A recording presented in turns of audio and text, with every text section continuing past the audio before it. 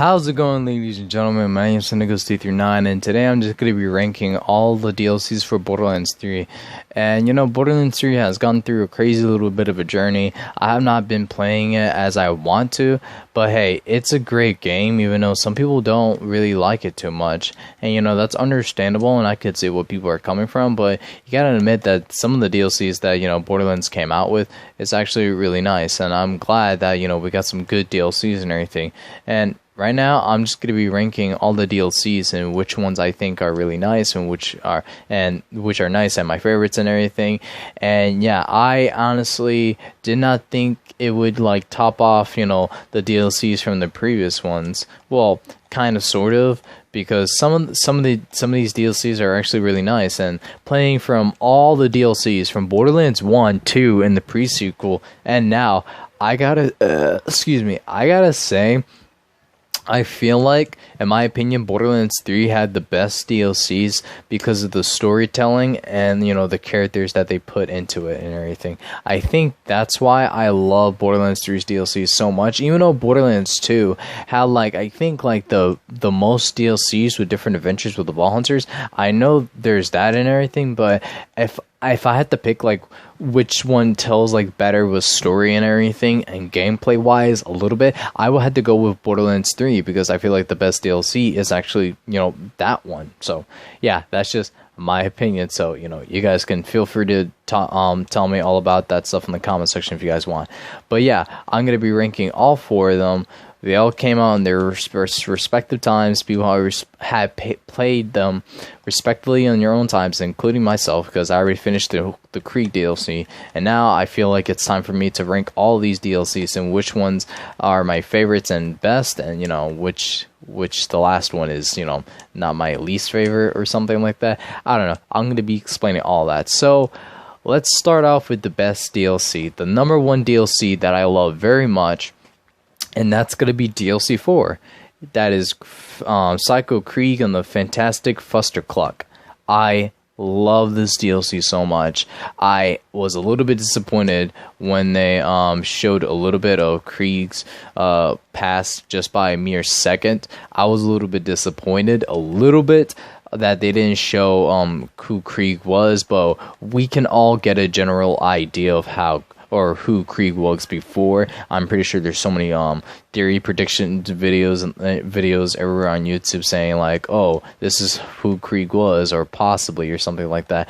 But I'm glad they gave us something, because something is better than nothing in the first place. So I'm actually, you know, I actually really love this DLC. I love, you know, I made a prediction video about how, like, possibly this gold statue is going to unlock it. And, you know, it was basically just like that. So you had to journey through 3 different memory sequences of Krieg to retrieve his mask, his buzzsaw, and his gauntlet and everything. And I thought it was just really nice, because the first memory sequence was all about how he thought the Crimson Raiders didn't see him as a person, and how they saw him as like a weapon of some sorts and everything, and that, you know, that's not true. You know, both Psycho and Saint Krieg, you know, butt heads at each other, which, you know, Saint Krieg does not want to live there anymore, because he does not want to do with Psycho Krieg anymore, and, you know, that's what he wants and everything. But yeah, he wants to get out of there about the end of it all. It just became like really wholesome and shit, and I'm like, damn, dude, that's like really, really deep on that. So they went through 3 different sequences. First was just the Crimson Raiders thinking he's a weapon, but, you know, they see him as a person. And second memory sequence was all about Maya and how she means so much to him and everything. And the third memory sequence was his origin, of how everything started and everything. And I thought that memory sequence was just gonna, you know, reveal who Krieg was, even if it's like a minute of a cutscene or something, or I don't know, like that.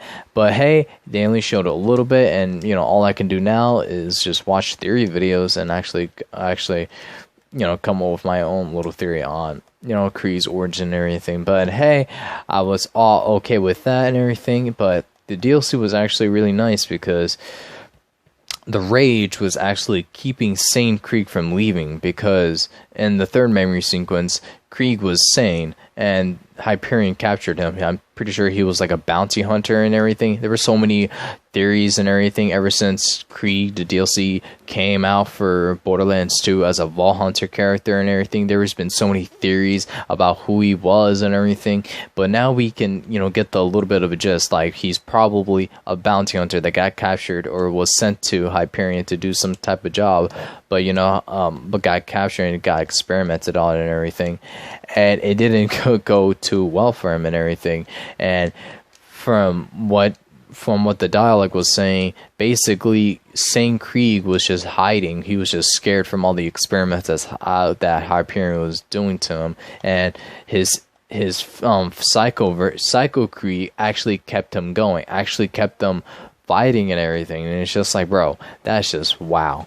That's just like amazing right there. How he was so insane enough that his mind broke, and that, you know, his sane self was hiding in a corner while his psycho self was actually doing the fighting, keeping him alive.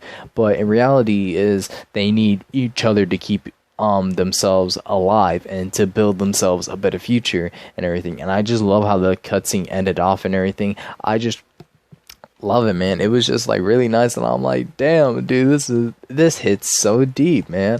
I love it very much, man. And I just love everything about it.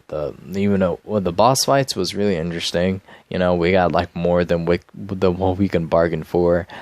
I really do like the final boss, even though he is just a giant ass psycho. It's actually really weird, but I dig with it, man.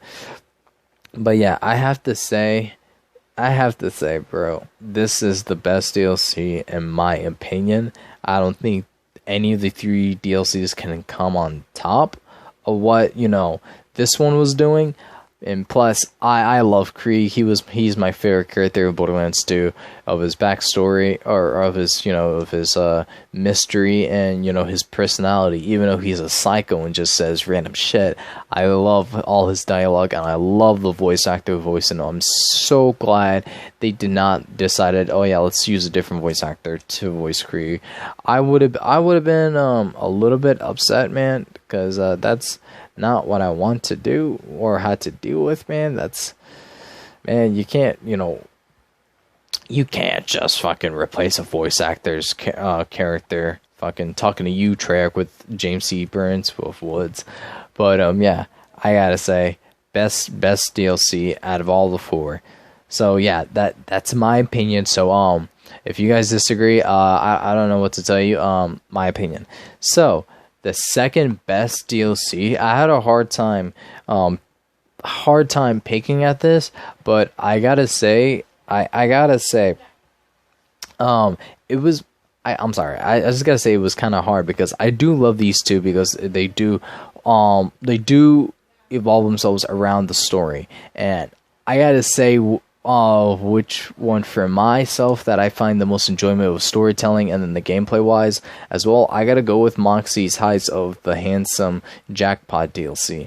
I gotta put that as the second best one, because I feel like we got to see a whole lot of Moxie so many times, and it's just no surprising that she got her own DLC again. It was just nice seeing her and everything. And, you know, we got to, you know, see our boy Timothy Lawrence, who was Jack's doppelganger. There we go. I thought I was about to mess up the name and everything. But yeah, I'm actually, you know, really excited that, you know, we get to see how their conclusion ended and everything, which Jack just left, and Moxie just running the whole casino and everything. Love like the plot right there, and how much Jack, you know, even though he's dead, he still screws with everybody else, and it's just like, wow, that is amazing. And I forgot who voiced Jack, but just amazing, man. I gotta say, I love it very much. The characters, I love what was her face? The one chick who had a weird obsession of just burning shit. I just gotta say, weird fetish, but like, okay, it's all good from there and everything. But yeah, I gotta say, I love, you know, everything that was just brought back was just, you know, here again.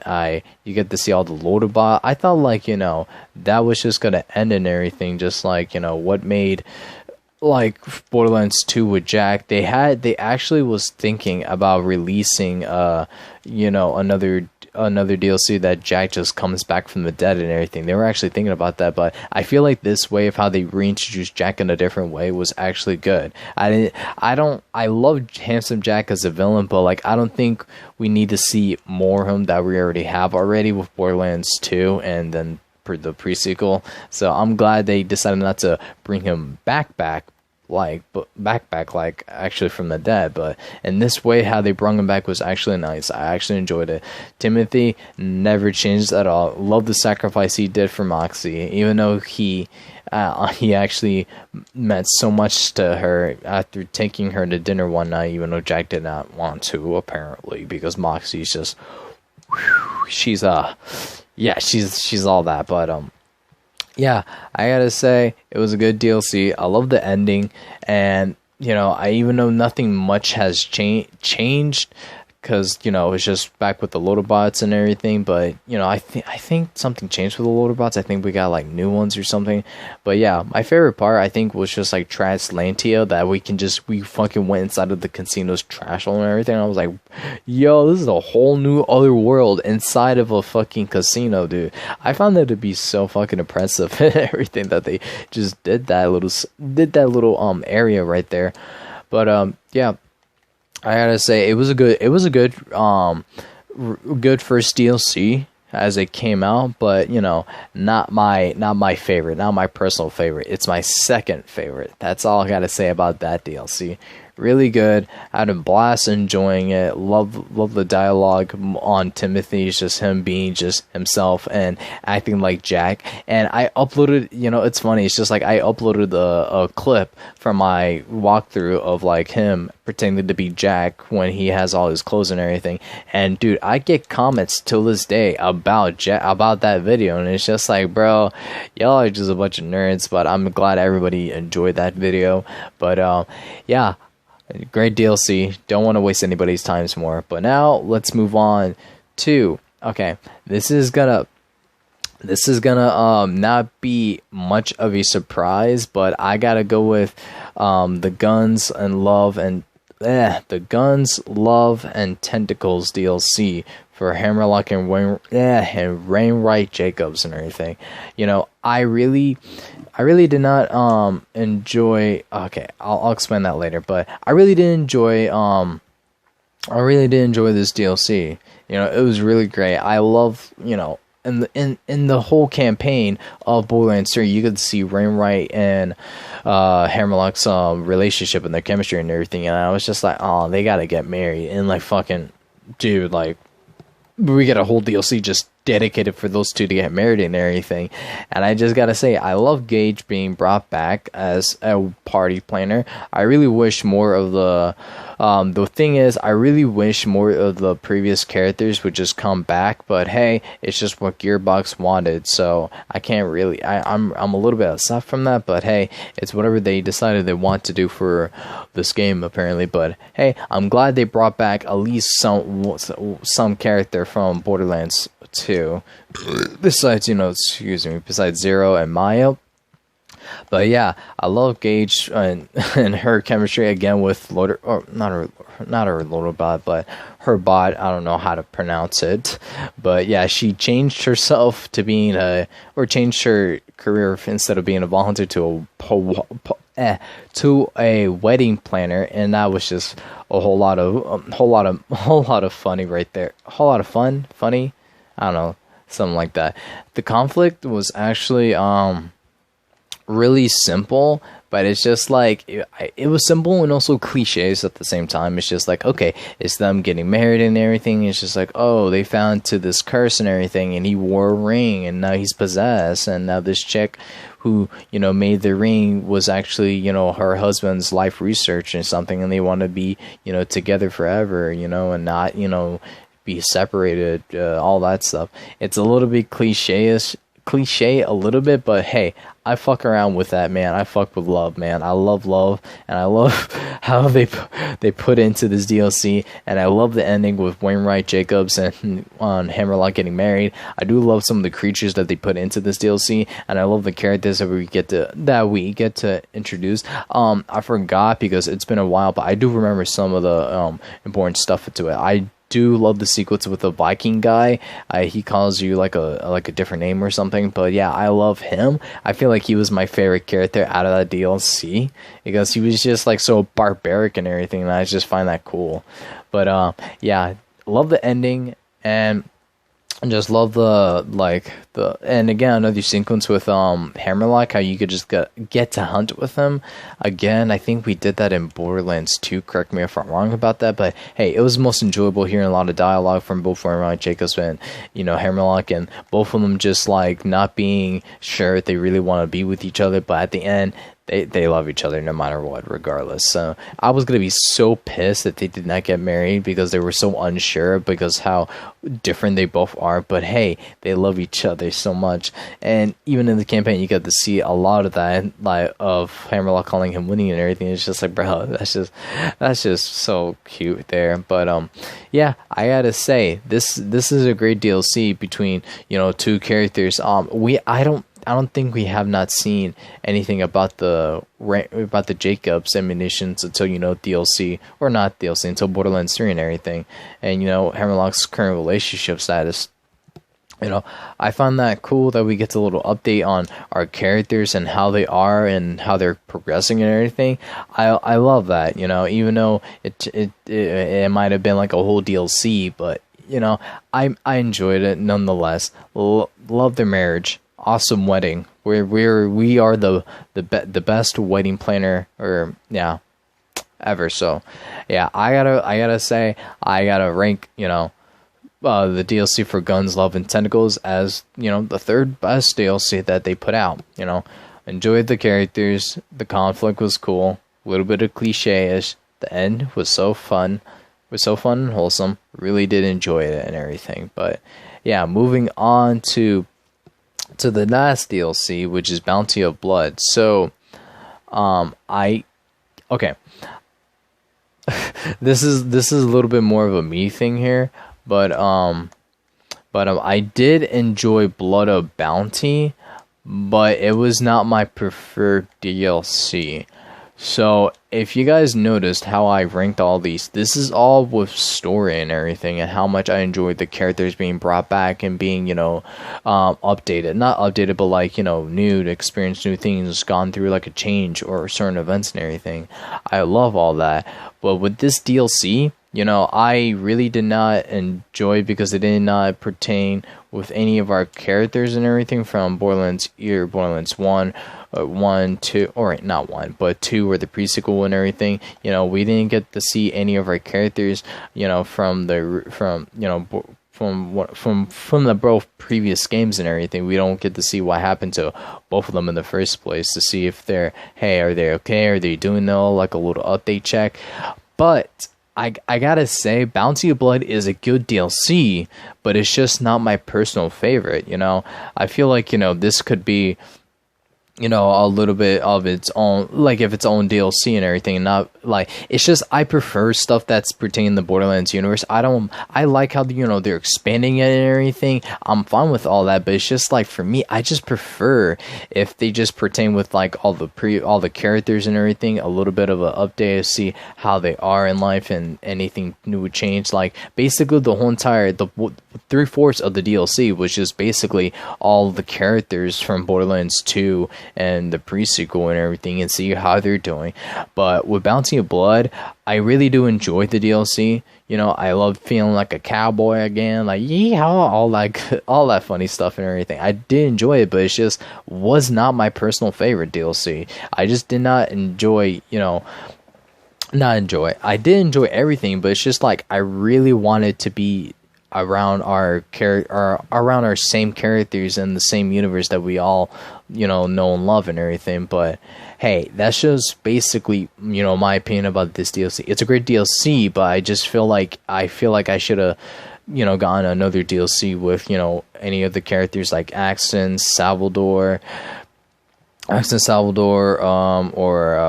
Athena, all those characters. Just wanted to see how they are and see where they're at and everything. I wanted to see other characters and see how they are with their current life and everything, and what events that they're going through. I feel like that's how I am with this DLC. Like, I was a little bit disappointed that we didn't get anything of our Borderlands 2 or Borderlands the pre-sequel characters, but hey, it's a great DLC on its own, and I really do enjoy the cowboy aesthetics of this DLC. It really gives me a good old cowboy feel. That's something that this DLC is really great. It's really, really good to have you feeling like a cowboy and everything. And I think in the end of the DLC, I feel like the antagonist, I think you don't get to kill her. I feel like she just dips off and everything, which could hint that if they can make another DLC, or make another Borderlands game and tie in with the chick with the weird fucking cactus tattoo or some shit or something like that, would continue on with their rivalry or something like that. But yeah, I do love the conflict. I do love the plot that they have about how the great obsidian was just like the stone was basically like a monster egg and everything. The creature was just so fucking weird and everything. And I love the dialogue of the narrator who just narrates about what the Vault Hunter does and everything. I love the new vehicle, the fucking dragon, not the dragon, like the cycle thingy. It fucking looks weird, but it's just like, it looks cool though. It's a dinosaur head, bro. You don't get to see that in the Borderlands universe too much. You don't get to see much more weird shit that they put onto this DLC and everything. But yeah, I really do enjoy all that with the DLC. Bounty Blood was actually a good DLC that makes you feel like a cowboy and everything. So I gotta say, good DLC, but being in the Borderlands universe, there's nothing wrong with being in the Borderlands universe and everything. I just prefer that it just should have been another DLC pertaining other characters. But hey, I don't want to keep disregarding it too much, but it's just like, it's just like what I prefer, man. I just want to see any other character have their own DLC besides the one that we got. I'm sorry if that sounds like I'm being selfish and everything, but hey, there's nothing wrong with this DLC. Just good on its own. But I feel like I would have gotten another DLC that I would have preferred playing. But what can I say? I think the sheriff and everything was actually really funny. How you get to meet him and everything, and how the town folks greets him, and how he just treats his people. I think he said like shut up or something. Like something's like happening or some shit. I just found that fucking funny. But he just fucking died quickly. So like R.I.P. to the sheriff there. But yeah, that's I'm pretty sure that's basically it. I feel like I covered all the DLCs to the best of my ability and ranking them of what is my favorites and everything. And yeah, if you guys just skipped to the end of this video, Krieg's DLC is number 1, Mox's DLC is number 2, Hammerlock's DLC is number 3, and Bounty and Blood is the 4th DLC. That's how I rank all these, what I enjoyed so much about them, and I'll update you guys more about all that in the comment in the description. Like, if there's something more I want to add about the DLCs and everything, I'll probably just put it in the description of how I feel a little bit more in depth about each DLC if I have not gone more in depth already. But yeah, let me know what you guys think about the DLCs and everything. How would you rank them? How would you put them on your list and everything? Let me know all of that down below in the comment section. If not, that's okay with me.